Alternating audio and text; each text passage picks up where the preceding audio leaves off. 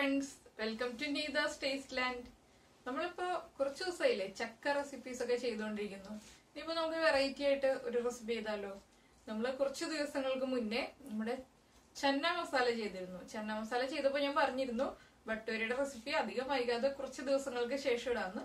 അപ്പോൾ നമ്മൾ ഇന്ന് ചെയ്യാൻ പോകുന്നത് ബട്ടൂരയാണ്. ബട്ടൂരയുടെ കൂടെയാണ് നമ്മൾ ചന്ന മസാല കഴിക്കേണ്ടത്. പക്ഷെ നമ്മൾ ചന്ന മസാല ആദ്യം ചെയ്തു, ബട്ടൂരയുടെ റെസിപ്പി ചെയ്യാൻ പോകുന്നേ ഉള്ളൂ. അപ്പൊ ബട്ടൂരയുടെ റെസിപ്പി എന്ന് പറഞ്ഞിട്ടുണ്ടെങ്കിൽ വളരെ സിമ്പിൾ ആണ്. നമ്മൾ ഇൻഗ്രീഡിയൻസിന്റെ മെഷർമെന്റിൽ മാത്രം കൃത്യമായിട്ട് ശ്രദ്ധിക്കുക. അളവ് തെറ്റിപ്പോയി കഴിഞ്ഞിട്ടുണ്ടെങ്കിൽ നമുക്ക് പെർഫെക്റ്റ് ആയിട്ടുള്ള ബട്ടൂര റെഡിയാക്കി എടുക്കാൻ പറ്റില്ല. അപ്പൊ നമ്മൾ ബട്ടൂരയ്ക്ക് മെഷർ ചെയ്യുമ്പോൾ എപ്പോഴും മെഷറിംഗ് കപ്പിൽ തന്നെ മെഷർ ചെയ്യാണ് വളരെ നല്ലത്. ഇപ്പൊ മെഷറിംഗ് കപ്പ് ഇല്ലാന്നുണ്ടെങ്കിൽ നമ്മൾ എടുക്കുന്ന ഇപ്പൊ ഒരു കപ്പ് എടുക്കുകയാണെങ്കിൽ അതിന്റെ ഹാഫ് കപ്പ് എന്ന് പറയുമ്പോൾ ആ സെയിം കപ്പിൽ തന്നെ മെഷർ ചെയ്യാം. അങ്ങനെയാകുമ്പോൾ വലിയ ബുദ്ധിമുട്ടുകൾ ഉണ്ടാവില്ല. അപ്പൊ ആ മെഷർമെന്റ് ശ്രദ്ധിക്കുകയാണെങ്കിൽ നമുക്ക് വളരെ പെർഫെക്റ്റ് ആയിട്ട് ബട്ടൂര റെഡിയാക്കി എടുക്കാം. അതുപോലെ തന്നെ ബട്ടൂര ഫ്രൈ ചെയ്യുമ്പോൾ എണ്ണയുടെ ചൂട് കറക്റ്റ് ആയിരിക്കണം. എണ്ണയുടെ ചൂട് കറക്റ്റ് ആണെങ്കിൽ മാത്രമേ നമുക്ക് ബട്ടൂര നന്നായിട്ട് പൊങ്ങി വരുള്ളൂ. അപ്പൊ എണ്ണയുടെ ചൂട് എന്ന് പറഞ്ഞിട്ടുണ്ടെങ്കിൽ നമ്മൾ ഒരു ബട്ടൂര ഫ്രൈ ചെയ്തതിന് ശേഷം ഒരു 3 മുതൽ 5 സെക്കൻഡ് വരെ നമ്മൾ വെയിറ്റ് ചെയ്യാം. ഫ്ലെയിം കൂട്ടി വെക്കരുത്. പക്ഷെ നമ്മൾ ഒരു ബട്ടൂര ഫ്രൈ ചെയ്ത് മാറ്റിയതിന് ശേഷം കുറച്ച് സെക്കൻഡ്സ് വെയിറ്റ് ചെയ്യുക. അതിനുശേഷം മാത്രം അടുത്ത ബട്ടൂര ഇടുക. ആ എണ്ണ ഒന്ന് ചൂടായി വരാനുള്ള ടൈം, ഒരെണ്ണം ഫ്രൈ ചെയ്ത് മാറ്റിയതിനു ശേഷം അടുത്തത് ഇടുന്നതിന് മുന്നേ എണ്ണയുടെ കറക്റ്റ് ചൂടിലേക്ക് എത്താനുള്ള ഒരു ടൈം നമ്മൾ കൊടുക്കുക. അത്രയും ടൈം നമ്മൾ വെയിറ്റ് ചെയ്തില്ല എന്നുണ്ടെങ്കിൽ നമ്മുടെ അടുത്ത ബട്ടൂരയൊന്നും പൊങ്ങി വരില്ല. അപ്പൊ ഓരോ ബട്ടൂര ചെയ്യുമ്പോഴും ഓരോ ബട്ടൂര ഫ്രൈ ചെയ്ത് മാറ്റുമ്പോഴും നമ്മൾ കുറച്ച് സെക്കൻഡ്സ് വെയിറ്റ് ചെയ്യുക. അതിനുശേഷം അടുത്ത ബട്ടൂര ചെയ്യുക. അങ്ങനെ ആവുമ്പോൾ വളരെ ഈസി ആയിട്ടും അതുപോലെ തന്നെ നല്ല പെർഫെക്റ്റ് ആയിട്ടുള്ള ബട്ടൂര ചെയ്തെടുക്കാം. അതുപോലെ തന്നെ നമ്മൾ ബട്ടൂര പരത്തുമ്പോൾ അതിന്റെ തിക്നെസ് ശ്രദ്ധിക്കുക. വല്ലാതെ തിക്കായി പോയി കഴിഞ്ഞിട്ടുണ്ടെങ്കിൽ കറക്റ്റ് ആവില്ല ബട്ടൂര. നമ്മളിപ്പോ ബട്ടൂര ചെയ്യുമ്പോൾ നമ്മൾ പത്തിരി, നൈസ് പത്തിരിയൊക്കെ ചെയ്തപ്പോ ഷേപ്പ് കറക്റ്റ് ആയില്ല. അപ്പൊ ഷേപ്പ് കറക്റ്റ് ചെയ്യാൻ നമ്മളൊരു പാത്രം വെച്ചിട്ട് കട്ട് ചെയ്തു. പക്ഷെ ആ കട്ട് ചെയ്ത് മാറ്റിയ പൊടി ഉപയോഗിച്ച് നമുക്ക് വീണ്ടും പത്തിരി ഉണ്ടാക്കാൻ പറ്റും. പക്ഷെ ബട്ടൂരയിൽ അങ്ങനെയല്ല. നമ്മൾ എടുത്ത് മാറ്റി കഴിഞ്ഞിട്ടുണ്ടെങ്കിൽ പിന്നെ ആ പൊടി ഉപയോഗിച്ചിട്ട് നമുക്കൊന്നും ചെയ്യാൻ പറ്റില്ല. അപ്പൊ മാക്സിമം നമുക്ക് ഷേപ്പില് പ്രശ്നമില്ല. വീട്ടിൽ ചെയ്യുമ്പോൾ ഷേപ്പില് പ്രശ്നമില്ല. പക്ഷെ നമ്മള് വല്ലാതെ വലിപ്പത്തിൽ ഉണ്ടാക്കാൻ ശ്രമിക്കാതിരിക്കുക. അപ്പൊ എന്ന് വെച്ചിട്ടുണ്ടെങ്കിൽ കൂടുതൽ എണ്ണ വേണ്ടി വരില്ല. അതുപോലെ തന്നെ ഏകദേശം നമുക്ക് റൗണ്ട് ആയിട്ട് തന്നെ പരത്തി എടുക്കാൻ പറ്റും. അപ്പൊ നമുക്ക് വളരെ ഈസി ആയിട്ടുള്ള നമ്മുടെ ബട്ടൂര റെസിപ്പി എങ്ങനെയാണ് ചെയ്യുന്നതെന്ന് നോക്കാം.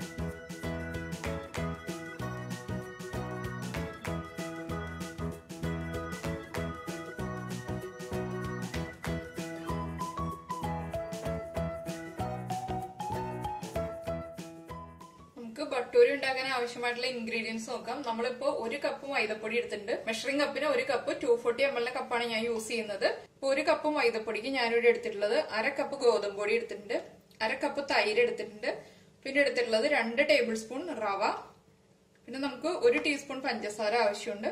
നമ്മൾ ബേക്കിംഗ് പൗഡർ എടുത്തിട്ടുണ്ട്, ബേക്കിംഗ് സോഡയും എടുത്തിട്ടുണ്ട്. ഇത് രണ്ടും ചേർത്താലേ നമ്മുടെ ബട്ടൂര നല്ല സോഫ്റ്റ് ആയിട്ട് വരുള്ളൂ. അപ്പൊ ബേക്കിംഗ് പൗഡറിന്റെയും ബേക്കിംഗ് സോഡയുടെ അളവ് പ്രത്യേകം ശ്രദ്ധിക്കുക. അളവ് തെറ്റിപ്പോകരുത്. പിന്നെ നമുക്ക് ആവശ്യമുള്ളത് വെള്ളം, വെജിറ്റബിൾ ഓയില്. ഇപ്പൊ നമുക്ക് ആദ്യം ഇതൊന്ന് കുഴച്ചെടുക്കാം.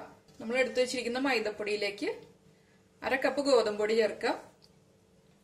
ഇതിലേക്ക് നമ്മൾ ചേർക്കാൻ പോകുന്നത് 2 ടേബിൾ സ്പൂൺ റവ. ഇത്രയും ചേർത്തിട്ട് നമ്മൾ നന്നായിട്ടൊന്ന് മിക്സ് ചെയ്തെടുക്കുക.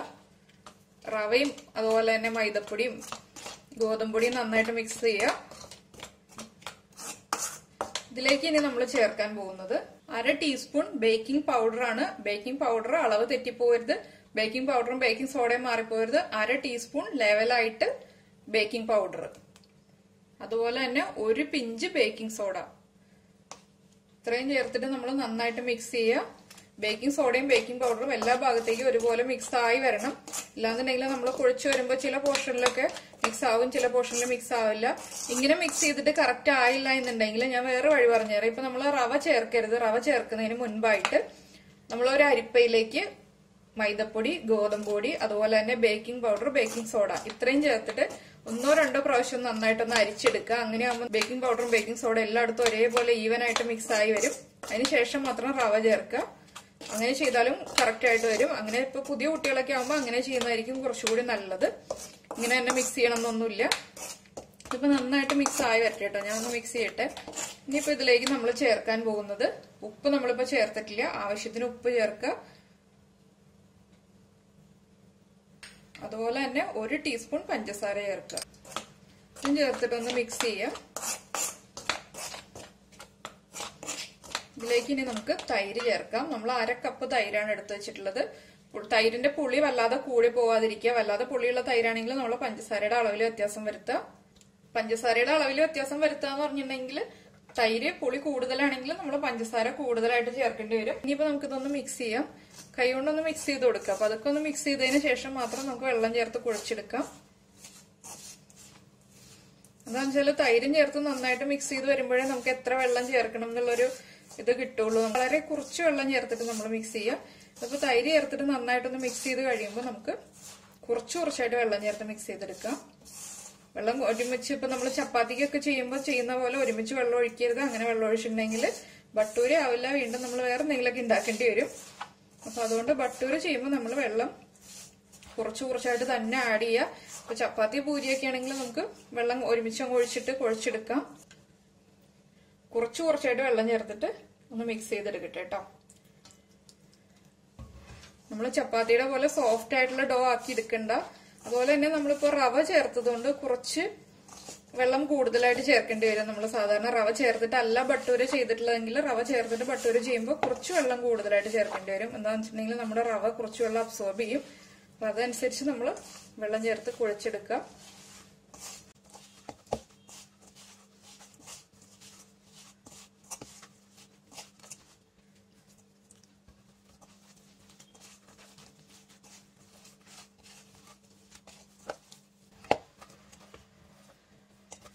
അപ്പൊ നമ്മള് നമ്മുടെ ബട്ടൂരയ്ക്കുള്ള ഡോ കുഴച്ചെടുത്തിട്ടുണ്ട്. ഇതുപോലെ കുഴച്ചെടുത്താൽ മതി, വല്ലാതെ അങ്ങ് സോഫ്റ്റ് ആയി പോവണ്ട. ഇതിപ്പോ ഇനി 1 മണിക്കൂർ റെസ്റ്റ് ചെയ്യാൻ വേണ്ടിട്ട് വെക്കും. ഇനി ഇതിന്റെ മുകളിലേക്ക് കുറച്ച് വെജിറ്റബിൾ ഓയിൽ നമ്മുടെ കയ്യിലൊന്ന് എടുക്കുക. ഞാനിപ്പോ സൺഫ്ലവർ ഓയിലാണ് യൂസ് ചെയ്യുന്നത്. കുറച്ച് എടുത്തിട്ടുള്ളൂ. അതെന്താണെന്ന് വെച്ചിട്ടുണ്ടെങ്കിൽ നമ്മുടെ ഈ ഡോ ഒന്ന് ഡ്രൈ ആയി പോവാതിരിക്കാൻ വേണ്ടിയിട്ട് ഒന്ന് ഇതിന്റെ മുകളിലൊന്ന് അപ്ലൈ ചെയ്യുക. അതുപോലെ തന്നെ ചുറ്റും ഇതൊന്ന് നമ്മുടെ ഈ ഡോ ഒന്ന് ഈ വെജിറ്റബിൾ ഓയിൽ കൊണ്ട് ഒന്ന് പൊതിഞ്ഞെടുക്കുക. നമ്മളിപ്പോ പൊറോട്ടയൊക്കെ ചെയ്യുമ്പോൾ ചെയ്യുന്ന അതേപോലെ തന്നെ നന്നായിട്ട് എല്ലാ ഭാഗത്തും വെജിറ്റബിൾ ഓയിൽ ആവണം. അത്രേ നമ്മൾ ഉദ്ദേശിച്ചിട്ടുള്ളൂ. അപ്പൊ ഇനി ഇങ്ങനെ ഇരിക്കട്ടെ. ഇനിയിപ്പോ നമ്മൾ ചെയ്യാൻ പോകുന്നതെന്ന് വെച്ചിട്ടുണ്ടെങ്കിൽ ഞാനൊരു തുണി നനച്ചെടുത്തിട്ടുണ്ട്. നനച്ചിട്ട് നന്നായിട്ട് പിഴിഞ്ഞെടുത്തിട്ടുണ്ട്. വല്ലാതെ അങ്ങ് വെള്ളം ഉണങ്ങി പോകുന്ന രീതിയിൽ പിഴിയണ്ട, പക്ഷെ ചെറിയൊരു നനവ് വേണം. ഇനിയിപ്പോ നമുക്കിതൊന്ന് കവർ ചെയ്ത് വെക്കാം. ഇത് 1 മണിക്കൂർ നമ്മൾ ഇതുപോലെ കവർ ചെയ്ത് വെക്കണം. ചെറിയ നനവ് ഉണ്ടാവണം തുണിക്ക്, വല്ലാതെ അങ്ങോട്ട് ഡ്രൈ ആയി പോവരുത്. ഇനിയിപ്പോ നമുക്കിതൊരു 1 മണിക്കൂർ റെസ്റ്റ് ചെയ്യാൻ വേണ്ടി മാറ്റി വെക്കാം. നമ്മളിപ്പോ ബട്ടൂരയുടെ മാവ് കുഴച്ചു വെച്ചിട്ട് ടൈം ആയി. ഇനിയിപ്പോ നമുക്ക് ഈ തുണി അങ്ങ് മാറ്റിയെടുക്കാം. നന്നായിട്ട് സോഫ്റ്റ് ആയി വന്നിട്ടുണ്ട്. നമ്മൾ കുഴച്ചു വെച്ചതിനേക്കാൾ നന്നായിട്ട് സോഫ്റ്റ് ആയി വന്നു, കണ്ടോ. പിന്നെ അത് നമ്മൾ ഒന്നും കൂടി കുഴച്ചെടുക്കുക. നമ്മൾ എണ്ണയൊക്കെ ഒന്ന് അപ്ലൈ ചെയ്ത് വെച്ചതുകൊണ്ട് തന്നെ നല്ല തിളക്കമുണ്ട്. അതുപോലെ തന്നെ നല്ല സോഫ്റ്റും ആണ്. ഇനിയിപ്പോ നമുക്ക് ഏത് വലിപ്പത്തിലുള്ള ബട്ടൂരയാണോ വേണ്ടത് അതനുസരിച്ച് നമ്മൾ ബോൾസ് റെഡിയാക്കി എടുക്കുക. ഞാനിപ്പോ കുറച്ച് വലിപ്പത്തിലേ ചെയ്യുന്നുള്ളൂ കേട്ടോ. വല്ലാതെ വലിപ്പം കൂടി ഉണ്ടെങ്കിൽ നമ്മൾ അത്രയും എണ്ണ വെക്കണം. അതുപോലെ തന്നെ നമ്മുടെ ചപ്പാത്തി കല്ലിൽ പരത്തി എടുക്കാൻ ബുദ്ധിമുട്ടായിരിക്കും. അപ്പൊ അതുകൊണ്ട് തന്നെ വല്ലാതെ അങ്ങ് വലിപ്പം കൂടിയ ബട്ടൂര ചെയ്യുന്നില്ല. ഈ കല്ലിൽ പരത്തി എടുക്കാൻ പറ്റുന്ന വലിപ്പത്തിലേ ചെയ്യുന്നുള്ളൂ. ഇതുപോലെ ബോൾ നന്നായിട്ട് ഉരുട്ടിയെടുക്കുക. അതിനുശേഷം കയ്യിൽ വെച്ച് ചെറുതായിട്ടൊന്ന് പ്രസ് ചെയ്യുക. ഇനിയിപ്പോ നമ്മൾ പരത്തുന്നത് മൈദപ്പൊടി ഉപയോഗിച്ചിട്ടാണ്. എണ്ണ ഡിപ്പ് ചെയ്തിട്ട് പരത്താം, പക്ഷെ കുറച്ചുകൂടി ഈസി നമുക്ക് പരത്താനായിട്ട് മൈദപ്പൊടി ആയിരിക്കും. അപ്പൊ മൈദപ്പൊടിയിൽ ഒന്ന് ഡിപ്പ് ചെയ്യുക, അല്ലാതെ അങ്ങ് പൊടി കൂടി പോകണ്ട. ഇനിയിപ്പോ നമുക്ക് പരത്തിയെടുക്കാം. പരത്തിയെടുക്കുമ്പോൾ കൂടുതൽ പൊടി യൂസ് ചെയ്യരുത്, കുറച്ച് പൊടി യൂസ് ചെയ്തിട്ട് പരത്തിയെടുക്കുക. പതുക്കെ കുറച്ച് ക്ഷമയോടെ പരത്തിയെടുക്കുക കേട്ടോ. എന്താന്ന് വെച്ചിട്ടുണ്ടെങ്കിൽ നമ്മൾ കൂടുതൽ പൊടി യൂസ് ചെയ്തിട്ട് പരത്താണെങ്കിൽ ആ പൊടി നമ്മുടെ എണ്ണയിലേക്ക് വീഴും. അതുപോലെ തന്നെ നമ്മൾ ഒരു ബട്ടൂര ഫ്രൈ ചെയ്തെടുക്കുമ്പോൾ കുഴപ്പമുണ്ടാവില്ല. അടുത്ത ബട്ടൂര ഫ്രൈ ചെയ്തെടുക്കുമ്പോൾ ആ പൊടിയുടെ കളർ നമ്മുടെ എണ്ണയിലേക്ക് പിടിച്ചിട്ട് ബട്ടൂരയുടെ കളർ ചേഞ്ച് ആയി പോവും. അതുകൊണ്ടാണ് കുറച്ച് പൊടി യൂസ് ചെയ്യാൻ പറയുന്നത്. ഞാനിപ്പോ ഇനി വളരെ കുറച്ച് മൈദപ്പൊടിയാണ് സ്പ്രിങ്കിൾ ചെയ്ത് കൊടുക്കുന്നത്. വളരെ കുറച്ചൊന്ന് അപ്ലൈ ചെയ്യുന്നുള്ളൂ, അധികം ഇല്ല. നമ്മൾ 2 സൈഡിലും ഒരേപോലെ തന്നെ തിരിച്ചും മറിച്ചു വിട്ടിട്ട് പരത്തിയെടുക്കുക. അപ്പൊ വളരെ കുറച്ച് യൂസ് ചെയ്യുക പൊടി. അതുപോലെ തന്നെ കറക്റ്റ് ഷേപ്പ് ആവണമെന്നില്ല കേട്ടോ. ഇപ്പൊ നമ്മളിപ്പോ പരത്തിയെടുക്കുമ്പോൾ ഷേപ്പ് ആയില്ല എന്നുള്ള ടെൻഷനൊന്നും വേണ്ട. ആദ്യമായിട്ട് ചെയ്യുന്ന ആളുകളാണെങ്കിൽ കറക്റ്റ് റൗണ്ട് ആയിട്ട് പരന്ന് വരില്ല. അപ്പൊ അതിൽ ഷേപ്പിലൊന്നും കാര്യമില്ല, നമ്മൾ ഉണ്ടാക്കുന്ന കാര്യം പെർഫെക്റ്റ് ആയാൽ മതി.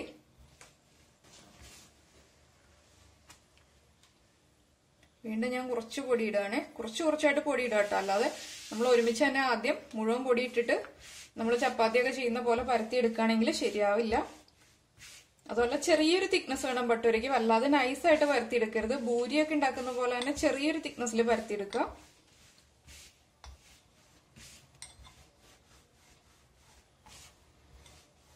എല്ലാ സൈഡിലും ഒരേ തിക്നെസ് ആയിരിക്കണം, അത് നമ്മൾ ശ്രദ്ധിക്കണം.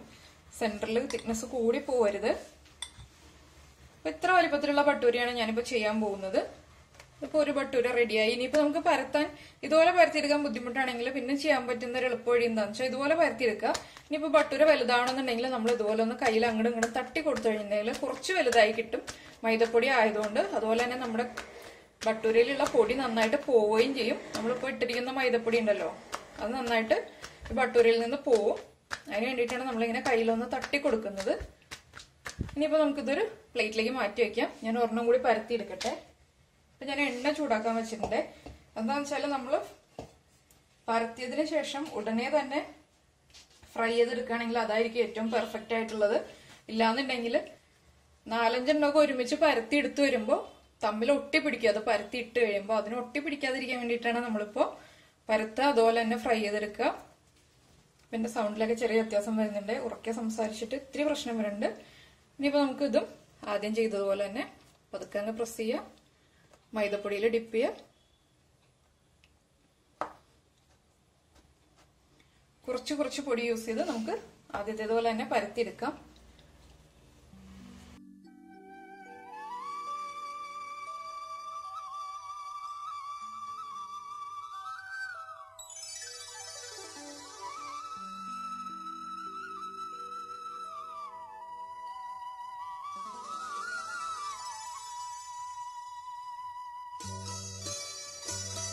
നമ്മുടെ അടുത്ത ബട്ടൂര റെഡിയായി. ഞാനിപ്പോ ഇതിലെ പൊടിയൊക്കെ തട്ടിക്കളഞ്ഞതിന് ശേഷം ഫ്രൈ ചെയ്യാം. ഞാനിപ്പോ എണ്ണ ചൂടാക്കാൻ വെച്ചിട്ടുണ്ട്. എണ്ണ നന്നായിട്ടൊന്ന് ചൂടായി വരട്ടെ. എണ്ണ നന്നായിട്ട് ചൂടാവണം കേട്ടോ. ഇല്ലാന്നുണ്ടെങ്കിൽ എണ്ണ ചൂടാകുന്നതിന് മുന്നേ ബട്ടൂര ഇട്ടിട്ടുണ്ടെങ്കിൽ ബട്ടൂര പൊങ്ങി വരില്ല. എണ്ണയുടെ ചൂട് ശ്രദ്ധിക്കുക. അതുപോലെ തന്നെ നമ്മൾ ചേർക്കുന്ന വെള്ളത്തിന്റെ അളവ് കൂടിപ്പോകാതിരിക്കുക. നമ്മൾ വെള്ളം ചേർത്തപ്പോൾ വെള്ളത്തിന്റെ അളവ് കറക്റ്റ് ആയതുകൊണ്ടാണ് നമുക്ക് ഇതുപോലെ പരത്തിയെടുക്കാൻ പറ്റുന്നത്. ഇല്ലാന്നുണ്ടെങ്കിൽ ഇതുപോലെ പരത്തിയെടുക്കാൻ പറ്റില്ല. ഇനിയിപ്പോ ഇത് നമുക്ക് പ്ലേറ്റിലേക്ക് മാറ്റി വയ്ക്കാം. ബാക്കിയുള്ളത് ഞാൻ പരത്തിയെടുക്കട്ടെ. എണ്ണ ചൂടായി കഴിയുമ്പോൾ ഫ്രൈ ചെയ്യണം കാണിച്ചു തരാം കേട്ടോ. നമ്മുടെ എണ്ണ നന്നായിട്ട് ചൂടായിട്ടുണ്ട്. നമുക്ക് ബട്ടൂര ഫ്രൈ ചെയ്യാനുള്ള ചൂടായിട്ടുണ്ടോ എന്ന് നോക്കാം. ഞാനിപ്പോ ഒരു ചെറിയ പീസ് മാവിട്ടു, നന്നായിട്ട് പൊങ്ങി വന്നു. അപ്പൊ നമുക്ക് മനസ്സിലാക്കാം എണ്ണ നന്നായിട്ട് ചൂടായിട്ടുണ്ടെന്ന്.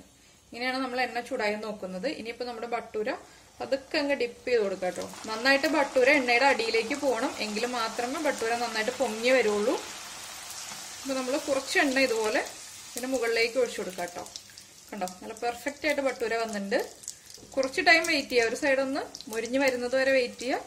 അതിനുശേഷം കുറച്ച് എണ്ണ ഇങ്ങനെ മുകളിൽ ഒഴിച്ചു കൊടുക്കുക കേട്ടോ. എങ്കിലും നമുക്ക് തിരിച്ചിടാൻ ഈസി ആവുള്ളൂ. നമ്മൾ ബേക്കിംഗ് പൗഡറും ബേക്കിംഗ് സോഡയും ചേർത്തതുകൊണ്ടാണ് ഇതുപോലെ നല്ല ഭംഗിയായിട്ട് പൊങ്ങി വന്നത്. ഇല്ലാന്നുണ്ടെങ്കിൽ ഇതുപോലെ പൊങ്ങി വരില്ല. ഇനിയിപ്പോ നമുക്ക് അടുത്ത സൈഡിലേക്ക് തിരിച്ചിട്ട് കൊടുക്കാം.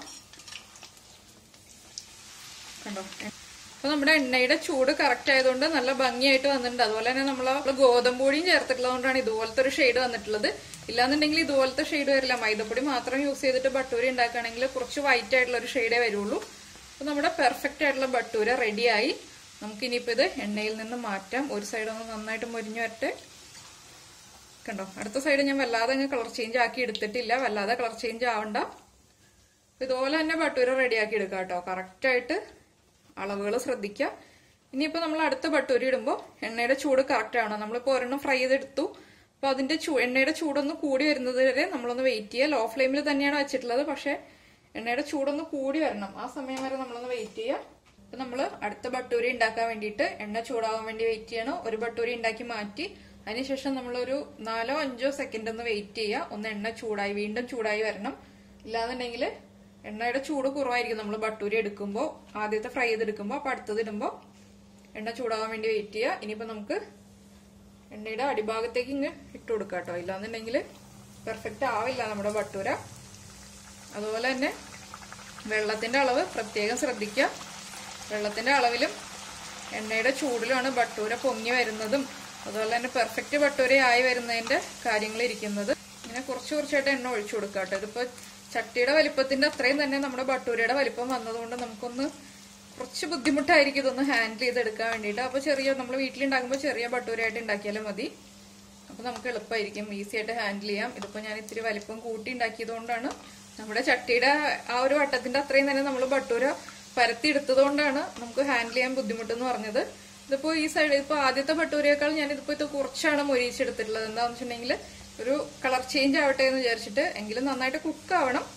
കുക്കായാൽ മതി, വല്ലാതെ കളർ ചേഞ്ച് ആവണ്ട. അത് നമ്മുടെ ഇഷ്ടത്തിനനുസരിച്ച് നമുക്ക് കുക്ക് ചെയ്തെടുക്കാം കേട്ടോ. അതെന്ന് വെച്ചാൽ കൂടുതൽ ബ്രൗൺ ഷെയ്ഡ് വേണമെങ്കിൽ അങ്ങനെ ചെയ്തെടുക്കാം. കുറച്ച് സമയം എണ്ണയിൽ കൂടുതൽ ഇട്ടാൽ മതി.